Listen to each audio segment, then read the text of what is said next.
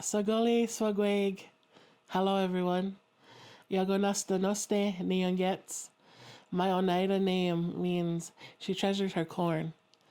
My English name is Samantha Dockstader. Wagegwaho ni Wagitaload. Onyataaga ni Wagohajod.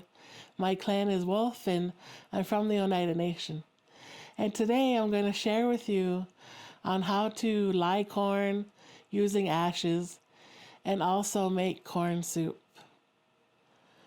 I'm going to first start by showing you all the supplies that you're going to need. And so this is going to be a full day process for you. So when you plan to do this at home, give yourself a full day, like give yourself 8 hours. And try to not rush things, but you want to just, not have other things scheduled so that you can just focus on making your corn. And I'm going to show you what we're going to use today. We have corn, like Tuscarora white corn. We're going to be lying 4 quarts of corn today. And we're also going to need a pot. I have a pot behind me that's ready on the stove. And we're going to use a stainless steel pot. If you use an aluminum pot and you add ashes to it, I'm not sure of the exact chemical reaction, but aluminum will make your ashes get really foamy and it'll make a big mess.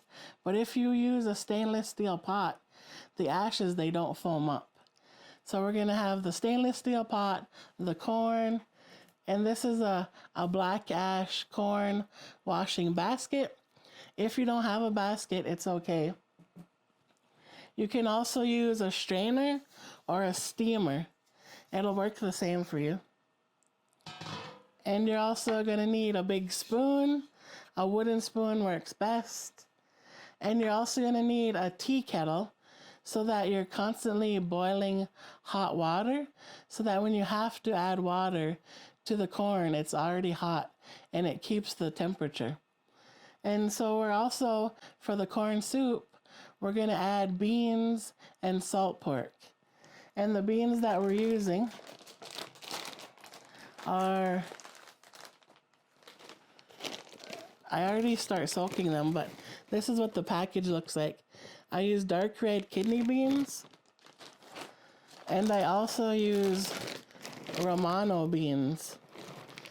So kidney beans, they're not my favorite bean, and they're also not the favorite bean of my grandmas, of both of my grandmas. They like the Romano beans, or also like cranberry beans. They're closer to the bean that we would have originally used, which is a cornbread bean. And so I washed the beans last night and I soaked them in water. So you can see how they've already started to puff up. And this will help them cook faster. And the Romano bean, it's actually a creamier bean, so it'll make your soup more creamy. So we have the beans, and then we have the salt pork. So I'm going to make 4 quarts of corn. If you're going to do this at home, you could do anywhere from 2 to 4 quarts, depending on the size of your pot. My pot is 16 quarts. So I'm going to do 4 quarts of corn, and I'm going to use approximately $30 worth of salt pork. And you can buy these at your local butchers, and you have to kind of call ahead and ask sometimes. If you're local to Oneida, there is a butcher, an abattoir near us in Mount Bridges. They usually have salt pork, but they also sell it at the local stores, and we have a local butcher here in Oneida as well. And if you're further out, you can call around to different places to find the salt pork. Sometimes the people will find it at the grocery store. So now we're going to cut up the salt pork. This little chunk costs $4.90. It all depends on the size of the pork and the meat. And you just want to cut it up into chunks that are kind of bite size.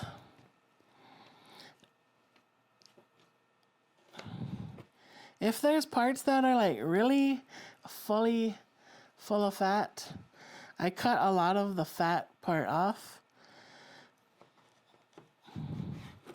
And I just save like the sections that have the meat on them. Some people like their salt pork with the extra fat. It does have more flavor, but if it's like full fat on there, I cut most of it off.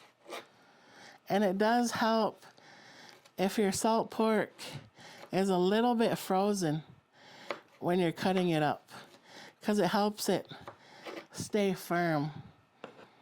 So you can freeze it.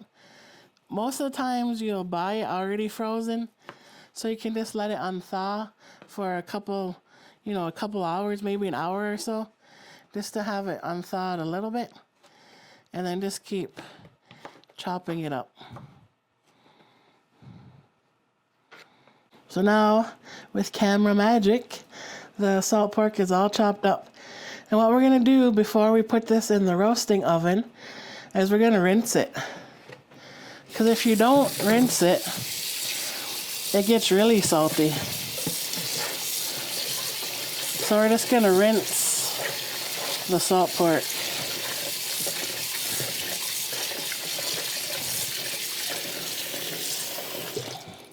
Just give it like a quick rinse.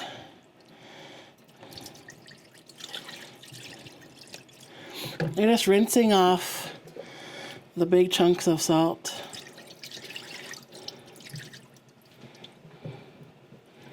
You can use a strainer if it's easier too. But yeah, just give it a quick rinse. Then we're gonna put it in the roasting oven.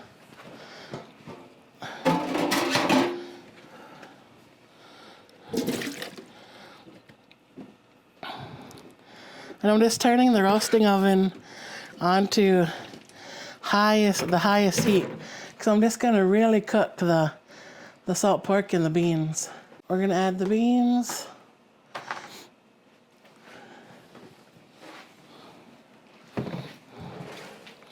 So these beans, they're already washed. You wanna make sure you always wash your beans good.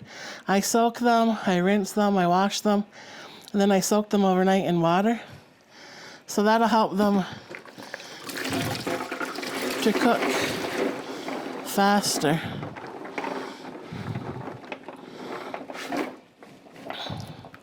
Then we're just gonna add more water.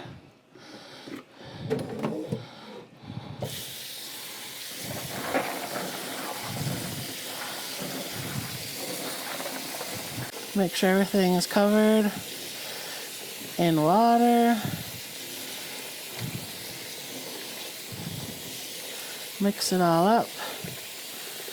And this is gonna cook for probably 4 hours at least. And you'll have to check on it every once in a while. Give it a stir. I'm just gonna put the lid on it and let that cook on the highest heat. In Oneida, we make corn soup with the white corn, with salt pork, and the beans. Usually kidney beans. I like to add in the Romano beans.